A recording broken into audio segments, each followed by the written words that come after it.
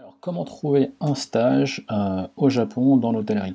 Alors aujourd'hui, je voulais vous parler de deux sites en fait, qui sont en fait des sites frères ou sœurs, enfin je sais pas comment on dit.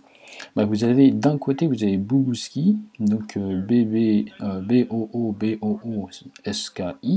booboosky.com.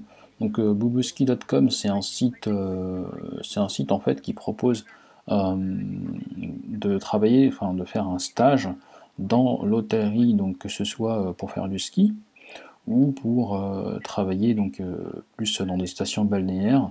Donc de avril jusqu'à octobre, vous pouvez par exemple travailler à Okinawa, donc dans des hôtels, etc. Et de décembre à avril, donc la plupart du temps ça se finit fin février apparemment. Donc vous pouvez travailler dans des stations de ski, donc à travers le Japon, donc que ce soit à Hokkaido ou à Nagano. Donc vous avez, c'est un programme en fait qui est proposé par des Australiens apparemment, si j'ai bien compris.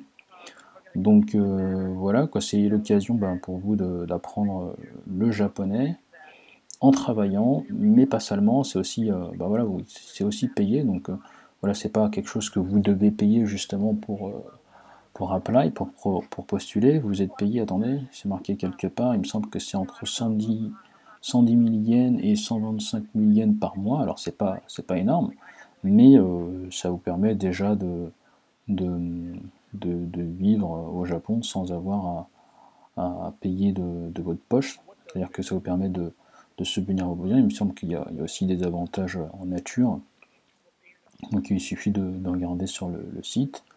Il doit y avoir une traduction en français, je ne sais plus où est-ce qu'elle est, elle est partie quelque part. Donc voilà, ok, donc là on a un truc français, tac, on y va. Ok. Donc resort, travail, Japon. Alors, je sais pas comment on dit resort en français, enfin bref. Donc voilà, depuis 2005 ils sont là et ils proposent donc, de travailler dans des complexes hôteliers, donc à Nagano, Niigata, Hokkaido, Okinawa. Donc ça c'est pour l'été bien sûr, vous n'allez pas faire du ski à Okinawa. Peut-être du ski nautique mais pas sur la neige. Donc le personnel hôtelier est payé entre 110 et 125 000 yens bruts par mois. Donc j'imagine qu'il va y avoir des taxes qui vont s'appliquer. Mais voilà, quoi, c'est déjà mieux que rien, et puis ça vous permet d'avoir une expérience, quoi. Donc l'hébergement est gratuit, repas, sauf le personnel de Kaido, donc en plus l'hébergement est gratuit, donc ça vous fait faire un petit peu d'argent de poche. Donc les complexes hôteliers d'été, à partir de 2010, le personnel ne justifie de repas et d'hébergement gratuits l'été.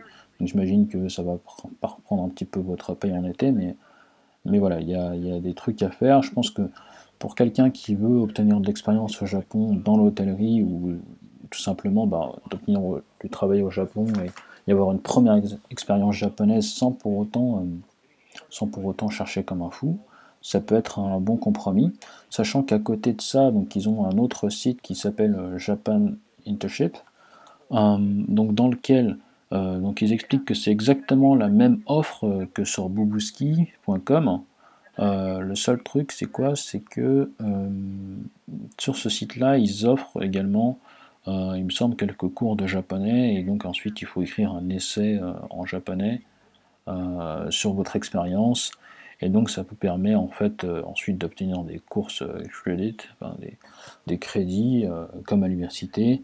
Bon, voilà, c'est juste une offre en fait pour vous permettre de progresser tout en apprenant également euh, au Japon. Donc parce que voilà, travailler ça suffit pas, il faut également apprendre de son côté. C'est-à-dire que voilà, c'est pas parce que vous allez faire un stage au Japon, c'est pas parce que vous allez travailler au Japon que vous allez forcément apprendre. Travailler c'est pas suffisant, il faut vraiment se mettre dans son coin quand on rentre chez soi ou le matin avant de partir et apprendre, je sais pas, le vocabulaire, apprendre la grammaire et ensuite essayer de l'utiliser dans la journée. Donc, je pense que c'est la clé pour n'importe qui travaille au Japon, hein. C'est pour ça que même les Américains, enfin les anglophones qui sont au Japon, il y en a qui parlent pas japonais après être restés 5-10 ans sur place. Je pense que c'est parce que tout simplement, voilà, ils n'ont pas fait l'effort de bosser dans leur coin.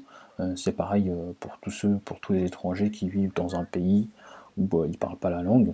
Voilà, ils ont trouvé une sorte de compromis dans le sens où, je sais pas, ils sont peut-être professeurs de langue ou ils travaillent dans un métier où il n'y a pas besoin de parler beaucoup. Et voilà, mais si vous voulez vraiment y arriver, si vous voulez vraiment obtenir des résultats et trouver un emploi au Japon plus tard, ou travailler plus tard avec le Japon, pas forcément au Japon, mais je sais pas, faire de l'import-export ou quelque chose, je sais pas, voyager ici quelques mois par an et faire vos affaires ici, eh bien le japonais est plus qu'important, puisqu'il n'y a que 5% de japonais qui parlent anglais.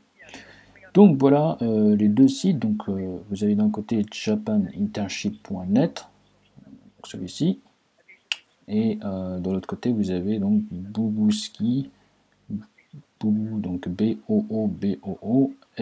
Alors je dis ça parce que voilà, je sais que je vais faire aussi un audio avec cette vidéo, donc voilà. Et donc voilà, ben, essayez de regarder un petit peu ce que ça donne, si ça vous intéresse. Et voilà. Donc n'hésitez pas à vous abonner à la chaîne.